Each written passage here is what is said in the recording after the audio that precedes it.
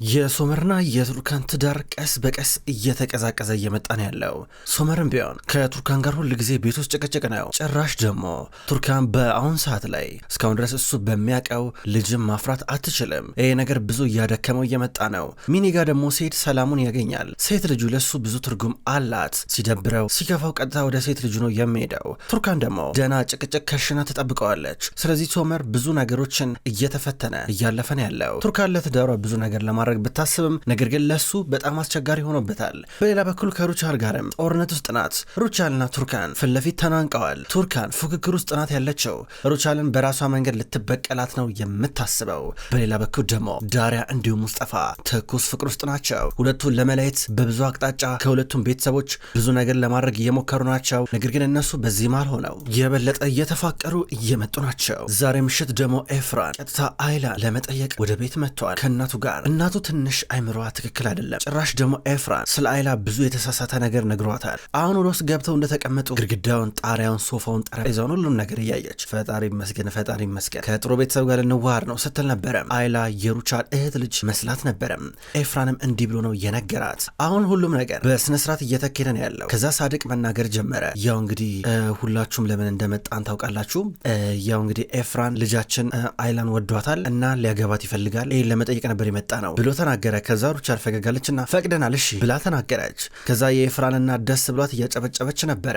እንግዲህ ከመጡ አይቀር ልጆች ታዲያ ቀለበት ይሰሯ በማለት ነስሪን ተናገረች። አዎ እያለ ነበር ኤፍራን። ከዛ የኤፍራን እናት እንዴ ለቀለበትማ ሌላ ቀን መታቀድ እኮ አለበት በሰፊው ብዙ ነገር አዘጋጅተን ስትል ነበረ። ነገር ግን ነስሪን ችግር የለም አሁንም ቢሆን ትላለች። ቀለበት እንዲያረጉ እየጠበቁ ናቸው። በሌላ በኩል ሙስጠፋ ካለበት ተጽዕኖ አንጻር ዛሬ ዳሪያ ይብቃን ብሎ ሊነግራት ወስኗል። ከዛም በኋላ ተገናኙ። አብረው እየሄዱ ነበረ።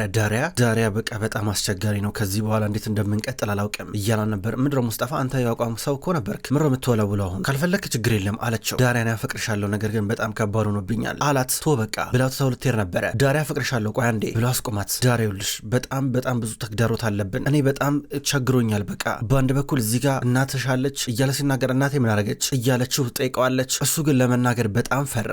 ከአቅሙ በላይ ሲሆን ግን ሊነግራት በአንድ በኩል እያሰበ ነበረ። ይኸውልሽ እኔ እኮ አፈቅርሻለሁ ግን እያለ ነበር። ግን የሚባል ነገር አይሰራም፣ እርግጠኛ ያልሆንክበትን ነገር ቶ በቃ ትለዋለች። በሌላ በኩል እነ ንስሬ የቀለበቱ ስነስርዓት እንዲጀመር እያደረጉ ናቸው። አሁን እነሱ አንድ ላይ ሆነው እያጨበጨቡ ቀለበት ሊያስሩላቸው፣ በሌላ በኩል ደግሞ ሙስጠፋ ለዳሪያ እንዳለ ሁሉንም ነገር ነገራት። ወይ ጉድ እኔ ሶመር አንድም ቀን ወንድም ይኖረዋል ብዬ አላውቅም ነበረ፣ ምን አይነት የሚገርም አጋጣሚ ነው ትላለች። ዳሪያ አንቺን በጭራሽ መተው አልፈልግም እያለ ያቅፋን ነበረ።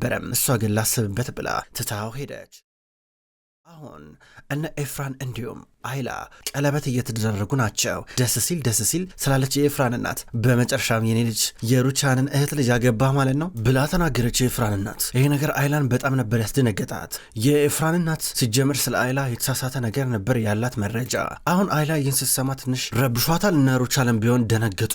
ወይዘሮ ሩቻል የእህትሽ ልጅም ልክ እንዳንቺ ናት፣ ባህሪዋ ዝምተኛ ነገር ናት ብላ ተናገረች የኤፍራን እናት።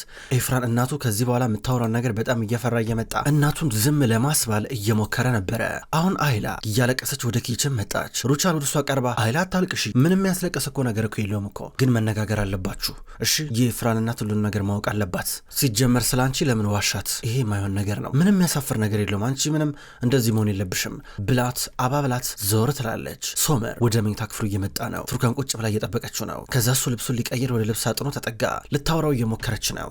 ምን ብላ እንደምታወራው ግን ፈራች። ከዛ እሷ ግን አይገርምም ቅድም ወይዘሮ በድሪ ስለ አይላ ያላት መረጃ የተሳሳተ ነበረ። የሚገርም ነው። እሱ ግን ለምን ዋሻት? ውሸት እኮ ጥሩ አይደለም፣ ውሸት ያሰለቻል፣ አይ ከባድ ነው ብላ ስትናገር ነበረ። ዝም ብሎ ያዳምጣታል። ልብሱን ሊቀይር እየሞከረ ከዛ ትቷት ወጣ።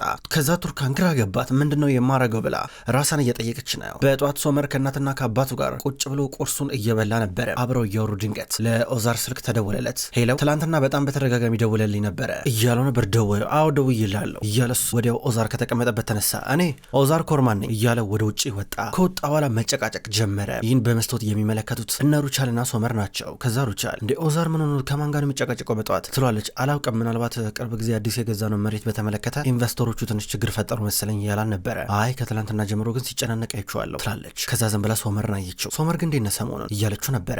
እንዴ አብረው እያወሩ ድንገት ቱርካን ከቤት ልትወጣ ነው። ከቤት ልትወጣ አይላ እንዴ ቁርሳቤም እንዴ ስትላት ደም ልሰጥ ሄዳለሁ ባክሽ እያለች ነበረ። እንዲህ ብላ ተናግራ ከቤት እየወጣች ነው። በሌላ በኩል ዶኖሽ ለአመታቶች አልሴርዳር እንደ ወንድምም እንደ ጓደኛም እንደ ፍቅረኛዋም ነበረ። ነገር ግን አሁን እህቷ ፌሪዴ መታለች። ፌሪዴ እህቷ እንደሆነች ባታውቅም ነገር ግን ፌሪዴ ደግሞ በአንድ በኩል ዶኑሽ ከሴርዳር ጋር አንድ ላይ እንዳደጉና ፍቅረኛዋ እንደሆነ አታውቅም ነበረ። ፌሪዴ ሳታስበው በአጭር ቀን ውስጥ ሴርዳርን ወደደችው። አሁን ላገኘው ብላ ስጠይቃት እሷን ለመጉዳት የማትፈልገው ዶኑሽ እሺ አለቻት። ከዛ አብረው ውጭ ወጥተው ቢስክሌት ሊነዱ ናቸው። ከዛ የበለጠ በሴርዳር ፊት ቆንጆ ለመሆን ሜካፕ የለሽም ወይ የሆነ ነገር ልቀባባ ብላ እየጠየቀቻት ነው። ዶኑሽ እየከፋትን ቢሆን እሺ ያለቻት ነው። ሴርዳርም እንደተዘጋጀለት አያውቅም። ከኢዝሚር ቀጥታ ወደ አይቫክ ሊመለስ ነው። ለነ ዳሪያም እየነገራቸው ነበረ። ዳሪያ የምትማርበት ኮሌጅ ውስጥ ፍቅረኛሞች አንድ ላይ ሆነው ለሁለት ሆነው ሲያወሩ ስታይ ወዲያው ነበረ ሙስጠፋ ይናፈቃት። ለሙስጠፋ ልደውልልን ነው። ሙስጠፋ ደግሞ አባቱ የሰጠውን ድርጅት በደንብ አድርጎ እየመራ ነበረ። አሁን ከእናቱ ጋር ተለያይቶ እየወጣ በር ላይ ደወለችለት። ዛሬ ማታ እንገናኝ እያለችው ነበረ። አሁን ቱርካን የበለጠ እርግጠኛ ለመሆን እርግዝናዋን በተመለከተ ምርመራ ለማድረግ ሆስፒታል መታለች። ነርሷ በራስሽ ማድረግ እየቻልሽ ስትላት አይ እርግጠኛ ለመሆን ስለፈለግኩኝ ነው እያለቻት ነው። ደም ሰታ ከላብራቶሪ ውጤት እስከሚወጣ ድረስ ልጠብቅ ነው። በሌላ በኩል ሶመር ሴት ልጁን ለማየት ወደ ሚኔ ቤት እየመጣ ነው። ሚኔ ከአሰልጣኛዋ ጋር ነበረች። የተለያዩ የሆኑ ነገሮች ላይ ቀለማትን ከለር እየቀቡ ነበረ። ልክ እንደ ህፃን ልጆች ተቀምጠው ብዙ ቀለማትን እየቀቡ። ከዛ በኋላ ድንገት ሶመር መጣ። ሚኔ እንዴ መጣ አለችው። ልጄን ለማየት ነው አላት። ለሌላ ቀን ግን ሳትደውልኝ እንዳመጣ አለችው። ግራ እየገባው ድረስ ገባ። ሲገባ ኢንጊን ተቀምጠው ነበር። ምን እያረጋችሁ ነው ብሎ ጠየቃቸው። ቤቱ ወረቀት በወረቀት ነው። ሶመር እንኳን ደህና መጣ እያለ ኢንጊን ሊጨብጠው እጁን ዘረጋ። ሶመርም ጨብጠው ከዛ ፊት ለፊቱ ተቀመጠ። እኔ ከሱ ጋር አወራለሁ ሲል ነበር ሚኔ። ከዛ ምን ብለህ ነው የምታወራው እንዴ ኪራዝን ለማየት እንዴ መጣው አለችው። ችግር የለም አንቺ ችግር የለም ሂጂ፣ እኔ ከሱ ጋር አወራለሁ እያላን ነበረ። እሷ ከዛ ሄደች። ሶመር ከኢንጊን ጋር ቀረ። እስኪ ምንድነው የምታሰለጥናት አለው። በጣም ብዙ ነገር ነው ማሰለጥናት። ዛሬ ደግሞ ፕሮግራማችን እነዚህ የምታያቸው ነገሮች ላይ ቀለም መቀባት ነው አለው። እንዴት ብሎ ሶመር ጠየቀ። እዚህ ጋር እንግዲህ የምታየው ጤና አለ፣ ወጪ አለ፣ ገንዘብህ የምታገኘው አለ፣ ክፍያ፣ እዚህ ጋር ደግሞ ለቤተሰብ የምሰጠው ጊዜ አለ እያለ በጣም ብዙ የህይወት ክፍሎችን ዘረዘረለት። ከዛም በኋላ ቅድሚያ የምሰጠውን እያነሳ የፈለከውን ቀለም ተቀባለ፣ በዛው ለሱ ያለን አመለካከት እመለከታለሁ ማለት ነው አለው።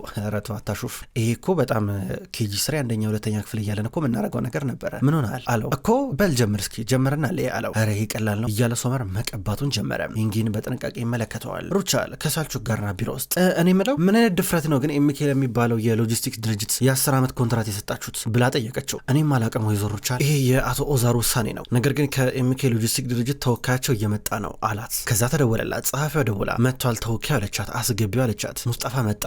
ሙስጣፋ እስኪውጣ ከዚህ ምን ልታደርግ መጣ አለችው። ወይዘሮ ሩቻል እኔ ኤምኬ ሎጂስቲክስ ድርጅት ወክዬ ነው የመጣሁት አላት። ማይመስል ነገር አታወራዩ፣ ለኔ ስብሰባ አለብኝ አለችው። እኮ ስብሰባው እኮ ከኔ ጋር እኮ ነው ነገርኩሽ እኮ እያላን ነበረ። ደነገጠች። ኮንትራቱ ላይ የተቀመጠው ዋጋ ትክክለኛ ዋጋ ነው። ውሳኔያችን የሆነው ኮንትራቱን ማቋረጥ የምትፈልግ ከሆነ ጠበቄ ማናገር ትችያለሽ ብሏት ስልክ ቁጥሩን ያለበትን ቢዝነስ ካርዱን ሰጥቷት ወጣ። እንዴት ሊሆን ቻለ ብላ ሳልቹክን እየተመለከተችው ነበረ። ሶመር አሁን በይበልጥ እናቱ ያለችበትን ቦታ ላይ በደንብ ቀለም እየቀባ ነው። እናቱን በጣም እንደሚወዳት ይናገራል። እናተ በጣም ላንተ አስፈላጊ ናት ማለት ነው አለው። አዎ በጣም ለእኔ በችግር ሰዓት እሷ ከጎኔ ነበረች እያለው ነበረ።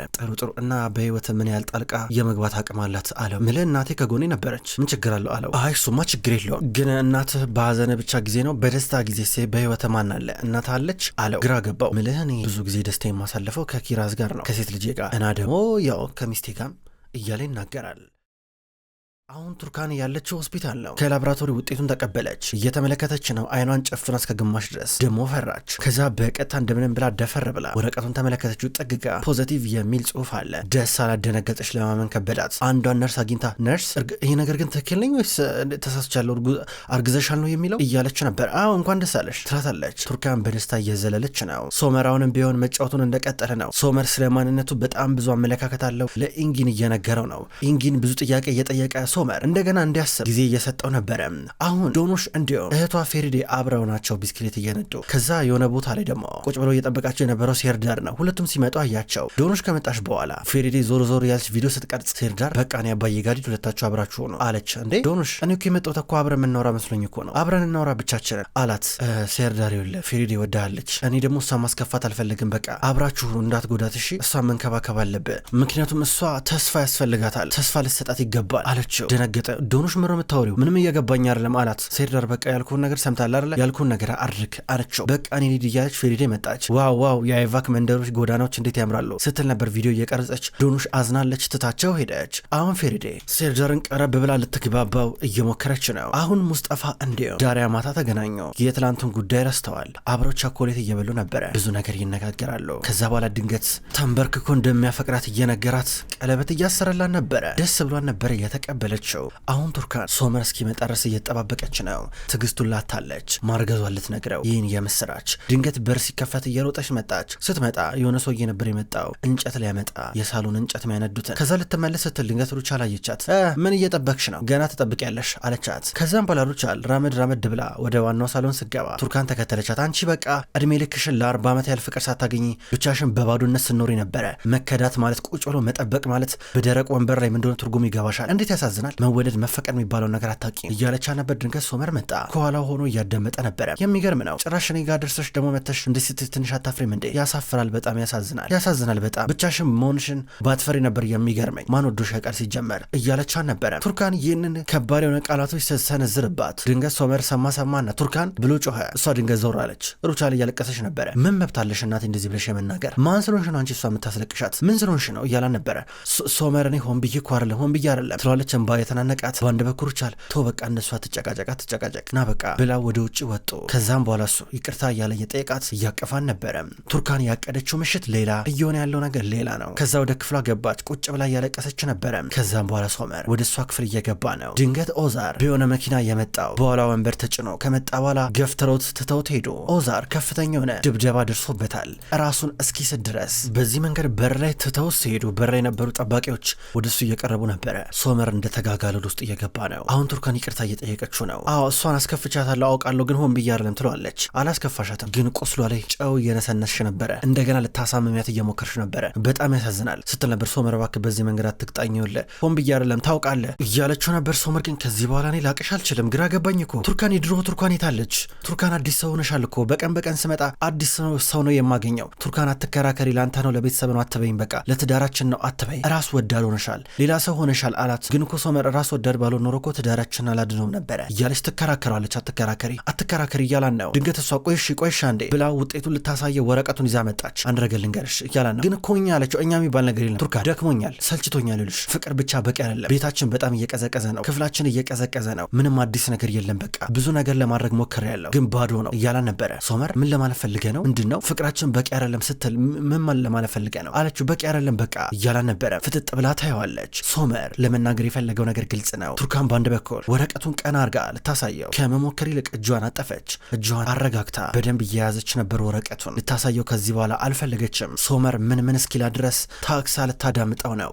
ክብሯን ተመልካቾች እንኳን ወደ ቅመም ስቶሪ የዩቲዩብ ቻናል በሰላም መጣችሁ። ክብሯን ተመልካቾች የወፍ ጎጆ ድራማ ከተጀመረ ብዙ ክፍሎች ተቆጠሩ። ውድ ተመልካቾች የወፍ ጎጆ ድራማ አሁንም ቢሆን ይቀጥላል። ሁልጊዜም ቢሆን ዘውትር እየመጣችሁ የምትከታተሉ በላይካችሁ በኮሜንታችሁ የምታግዙኝ የዘውትር ተመልካቾች በጣም አድርጌ ለማመስገን እወዳለሁ። ውድ ተመልካቾች በቀጣይ በአዳዲስ ክፍሎች ድጋሚ የምንገናኝ ይሆናል። እስከዛው ድረስ ግን በያላችሁበት መልካም ቆይታ ይሁን።